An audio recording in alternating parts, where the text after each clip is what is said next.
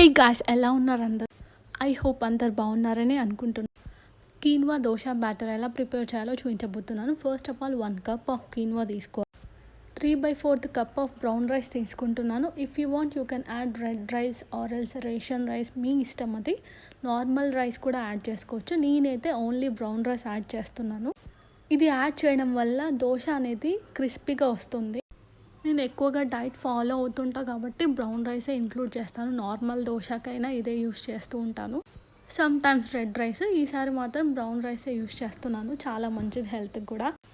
Double horse మినపగుళ్ళే use చేస్తాను నేను. అది వచ్చేసి 1/2 కప్ తీసుకున్నాను.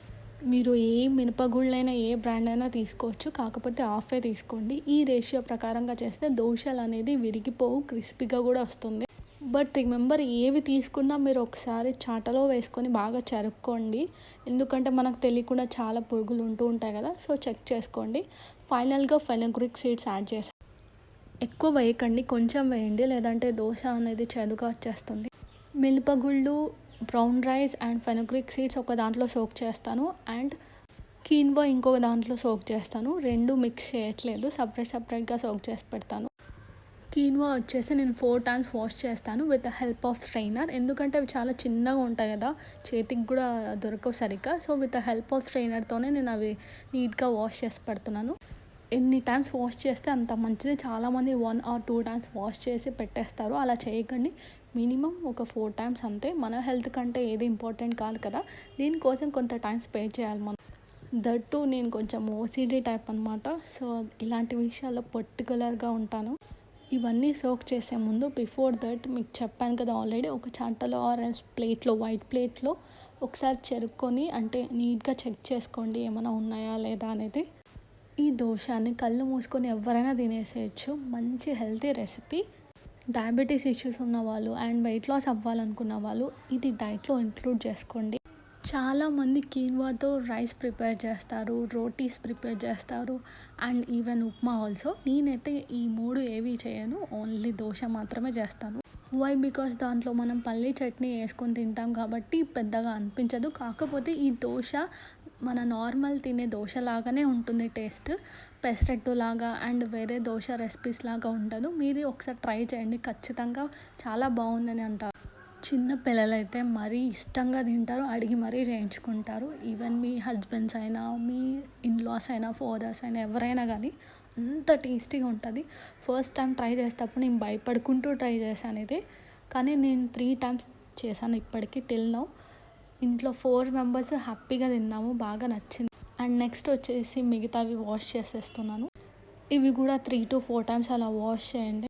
ఎవ్రీ డే మనం యూజువల్గా చేసుకునే రైస్ అయితే ఒక 2 to 3 టైమ్స్ వాష్ చేస్తే సరిపోతుంది. బట్ ఇవి రైస్ లాగా కాదు కదా, సో ఒక అట్లీస్ట్ 3 టైమ్స్ అన్నా వాష్ చేయండి. మినిమం 6 to 7 అవర్స్ అలా సోక్ చేయండి, నాట్ మోర్ దాన్ దట్.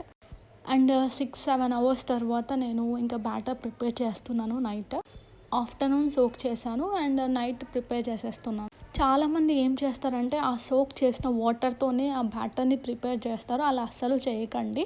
దాన్ని కూడా మీరు ఒక 2 టైమ్స్ పారబోసి బాగా వాష్ చేయండి. ఎందుకంటే అలాగే డైరెక్ట్గా ఆ బ్యాటర్ని ప్రిపేర్ చేస్తే దానివల్ల గ్యాస్ట్రిక్ ఇష్యూస్ అనేది వస్తాయి. అండ్ బ్యాటర్ ప్రిపేర్ చేసే ముందు నేను ఫస్ట్ కొన్ని వాటర్ యాడ్ చేసుకుంటాను. Chilled water or else normal water, ఇంకా గ్రైండ్ చేసేసేయడం. సో ఉద్దిబ్యాలు, బ్రౌన్ రైస్, ఫెనుగ్రీక్ సీడ్స్ బాగా బ్లెండ్ అయింది.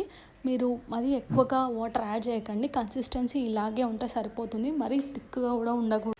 Coming to the next quinoa చూడండి, పైన వాటర్ మీరు అబ్జర్వ్ చేశారా ఎలా ఉందో. సో ఎక్కువసేపు అంటే 6 అవర్స్ అలా సోక్ చేయడం వల్ల అలా వాటర్ ఫామ్ అవుతుంది. అందుకే మీరు మళ్ళీ 2 టైమ్స్ వాష్ చేయడం వల్ల బాగా నీట్గా అయిపోతుంది.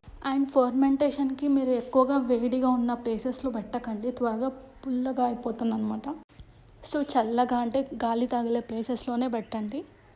6 అవర్స్ ఫర్మెంటేషన్ చేస్తే సరిపోతుంది, మరీ ఎక్కువగా చేయకండి. మీరు ఎంత కావాలో అంత యూస్ చేసుకొని మిగతాది ఫ్రిడ్జ్లో పెట్టేసుకోవడమే. అండ్ మీ అందరికి ఒక డౌట్ రావచ్చు, ఇది ఎన్ని డేస్ వరకు ఉంటుంది బ్యాటర్ అని. ఒక 1 వీక్ వరకు ఉంటుంది మీరు ఫ్రిడ్జ్లో పెట్టుకుంటే. బట్ నేను ఎప్పుడు దోశ ప్రిపేర్ చేసినా, ఇదనే కాదు ఏ దోశ అయినా ఇడ్లీ అయినా, నేను ఫ్రిడ్జ్లో అస్సలు పెట్టుకోను. మాకు ఎంత కావాలో అంతే చేసుకుంటాం ఫర్ 1 డే. ఫ్రిడ్జ్లో పెట్టేస్తే ఫస్ట్ థింగ్ హెల్త్ ఇష్యూస్ వస్తాయని నాకు కొంచెం భయం. అండ్ దెన్ విటమిన్స్ పోతాయి అంటే దాంట్లో ఉన్న పోషకాలు పోతాయి కదా అని నేను ఫ్రిడ్జ్లో స్టోర్ చేయను. మీరు అలాగే చేయండి. జస్ట్ 1 డే కోసమే ప్రిపేర్ చేసుకోవడం బెస్ట్. అండ్ దోశ చేసేసుకున్నాము నెక్స్ట్ డే. నేను పైన వేసిన చట్నీ ఏంటంటే టమాటాస్, ధనియాల పొడి, జింజర్, గార్లిక్ వేసి కొంచెం కారం యాడ్ చేసి పేస్ట్ లాగా చేసి వేసాను అనమాట. అలా చేస్తే నేను ఇష్టంగా తింటాను దోశ. మీరు ఇష్టం లేకపోతే స్కిప్ చేసేసేయండి. నేను ఎందుకంటే టేస్ట్ కోసం ఓన్లీ 2 దోశాసే తింటాను కదా, ఎక్కువగా తినను కాబట్టి ఆ 2 తినేసరికి ఫుల్లీ అయిపోతుంది. ఇంకా మళ్ళీ దోశ తినాలి అనే థాట్ రాదు ఆ పేస్ట్ వేయడం వల్ల. అండ్ చెప్పడం మర్చిపోయాను, ఆఫ్టర్ ఫర్మెంటేషన్ అంటే నెక్స్ట్ డే రోజు బ్యాటర్లో సాల్ట్ యాడ్ చేసుకోండి. If you want you can add water also, లైట్గా అంటే ఎక్కువగా యాడ్ చేయకండి. అండ్ నేను దోశ మీద వేసిన పేస్ట్లో కూడా సాల్ట్ యాడ్ చేశాను. సాల్ట్ వేయకపోతే ఇంకా తినబుద్ధి కాదు కదా. That's all for today.